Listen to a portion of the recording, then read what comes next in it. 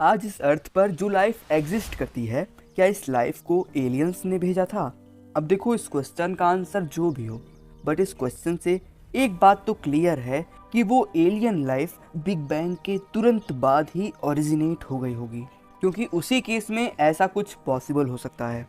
But ये बात और ज़्यादा इंटरेस्टिंग तब बन जाती है जब कुछ सालों पहले हार्वर्ड यूनिवर्सिटी के एस्ट्रोनॉमी डिपार्टमेंट द्वारा एक रिसर्च पेपर पब्लिश किया जाता है, जिसमें ये साफ साफ मेंशन किया गया था कि बिग बैंग एक्सप्लोजन से केवल 17 मिलियन साल बाद ही यूनिवर्स का टेम्परेचर ठंडा होते हुए ऑलमोस्ट अर्थ के टेम्परेचर जितना हो चुका था। यानी उस टाइम सिर्फ कोई प्लेनेट ही नहीं बल्कि यूनिवर्स का हर एक कोना हैबिटेबल हो चुका था। मतलब उस टाइम टेम्परेचर इतना तो हो ही चुका था कि इस यूनिवर्स में किसी भी कोने में पानी लिक्विड स्टेट में रह सकता था। एंड कुछ रिसर्चर्स के अकॉर्डिंग यही वो समय था जब यूनिवर्स में पहली बार लाइफ की शुरुआत हुई होगी, क्योंकि साइंटिस्टों के डिफरेंट रिसर्च के अकॉर्डिंग अर्थ पर लाइफ की मौजूदगी के साइन अर्थ के एज के ऑलमोस्ट बराबर यानी कि 4.4 बिलियन साल पुरानी है। जो लाइफ माइक्रोब्स के फॉर्म में अर्थ के फॉर्मेशन के प्रोसेस के खत्म होने से कुछ मिलियन साल बाद ही न्यूली फॉर्म ओशियन में अलाइव तैर रहे थे। और यही वो सबसे बड़ा पैराडॉक्स बन जाता है कि आखिर इतनी जल्दी न्यूली फॉर्म प्लेनेट पर कोई ऑर्गेनिक लाइफ आखिर कैसे फॉर्म हो सकती है। तो देखो, किसी भी सिंपल माइक्रोब्स को जिंदा रखने के लिए भी ब्रीथिंग एंड ईटिंग जैसे कुछ प्रोसेस को लगातार बॉडी में परफॉर्म करने होते हैं। एंड जिन प्रोसेस की वर्किंग के लिए हर छोटे से छोटे जीव में एक बायोलॉजिकल इंस्ट्रक्शन मैनुअल होता है, जिसे साइंटिफिक लैंग्वेज में जीनोम कहा जाता है। और जीनोम ही हर जीवों की वर्किंग के लिए बायोलॉजिकल इंस्ट्रक्शन का काम करता है। अब इसके इम्पोर्टेंस को कुछ इस तरीके से समझो कि इसके बिना किसी भी माइक्रोब्स को हम अलाइव नहीं कर सकते। और इसकी खासियत ये है कि टाइम के साथ साथ जैसे जैसे जीवों का एवोल्यूशन होता है,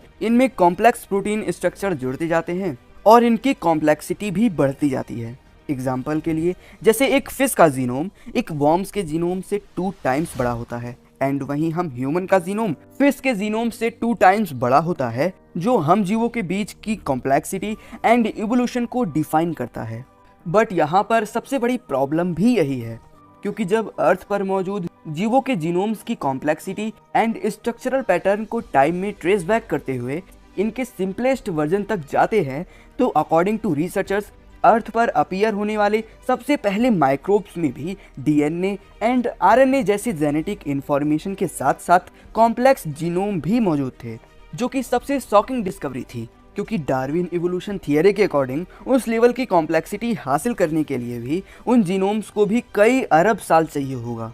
यानी अर्थ के फॉर्मेशन के बाद समुद्र में अपीयर होने वाले सबसे पहले माइक्रोब्स के पास भी इवोल्यूशन थियरी के अकॉर्डिंग अरबों साल पुरानी जेनेटिक इंफॉर्मेशन मौजूद थे। और एट द एंड आखिर ये बात सामने आ ही गई कि अर्थ पर फर्स्ट अपीयर हुए ये जीनोम्स का इवोल्यूशन आखिर कितना पुराना था। तो देखो, रिसर्च कहता है कि अर्थ पर फर्स्ट अपीयर हुए माइक्रोब्स में भी इतने complex DNA and RNA content genome structure मौजूद थे कि जिस तरह की कॉम्प्लेक्सिटी हासिल करने के लिए भी नेचर को भी एटलीस्ट 10 बिलियन सालों की जरूरत तो होगी ही होगी। बट पृथ्वी तो केवल 4.5 बिलियन ईयर ही पुरानी है, राइट? तो इस न्यूली फॉर्म्ड अर्थ पर अचानक से इतनी कॉम्प्लेक्स लाइफ आखिर आई कहाँ से? तो देखो, साल 2014 में हार्वर्ड यूनिवर्सिटी द्वारा एक रिसर्च पेपर पब्लिश हुआ, जिसके अकॉर्डिंग बिग बैंग के सिर्फ 10 to 17 मिलियन साल बाद ही जब यूनिवर्स लगातार ठंडा हो रहा था, तब उसी बीच एक ऐसा टाइम भी ज़रूर आया होगा जब पूरे के पूरे यूनिवर्स का टेम्परेचर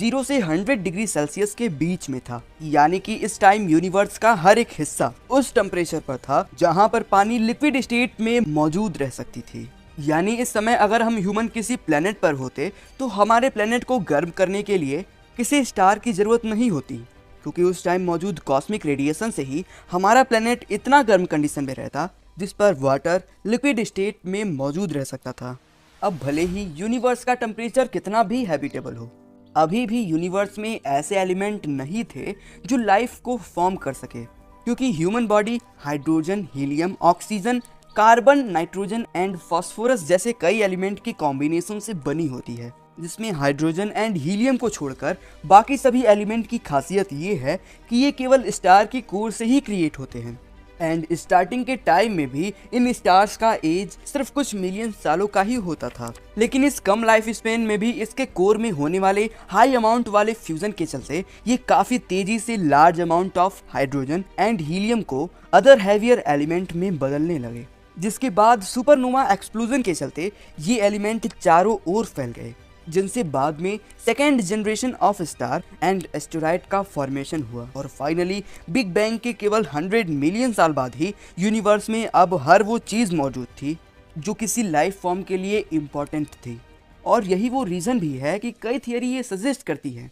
कि लाइफ का ओरिजिन अर्थ पर नहीं बल्कि 13.7 बिलियन साल पहले के हैबिटेबल यूनिवर्स में बिग बैंग के कुछ मिलियन साल पहले ही हो चुकी थी। अब ये भी तो हो सकता है कि उन लाइफ को इतना समय मिल ही नहीं पाया हो कि वो इंटेलिजेंट को अचीव कर सके। अब जो ये पहली लाइफ इमर्ज हुई थी वो supernova and other destructive event के चलते वो पूरे के पूरे यूनिवर्स में फैल गई होगी और कुछ इस तरीके से माइक्रोब से भरा हुआ एस्टेरॉयड करीब 4.5 बिलियन साल पहले अर्थ के फॉर्मेशन के टाइम उससे टकराया होगा, जहां अर्थ के समुद्रों में इन लाइफ सीड को required and perfect environment, temperature and element मिले और वो इसीलिए इवॉल्व हो पाई। क्योंकि आज से कुछ अरबों साल पहले मार्स एंड वीनस भी हैबिटेबल कंडीशन में थे जहां पर लिक्विड ओशियन मौजूद थी, तो पॉसिबिलिटी है कि उस समय लाइफ यहाँ पर भी इमर्ज हुई होंगी जिनके ट्रेसेस आज भी शायद इनके प्लेनेट के नीचे दफन होंगे। तो ऐसे में अगर हम इनके ट्रेसेस को ढूंढ भी लेते हैं ना, तो ये भी एक प्रूफ होगा कि लाइफ अर्थ पर नहीं बल्कि यूनिवर्स में काफ़ी सालों पहले शुरू हो चुकी थी, just after the big bang, जो ह्यूमन लाइफ की अब तक की सबसे बड़ी डिस्कवरी हो सकती है। तो फ्रेंड्स, आज के इस वीडियो में बस इतना ही। मिलते हैं अगली वीडियो में एक नए इंटरेस्टिंग टॉपिक के साथ। तब तक के लिए जय हिंद।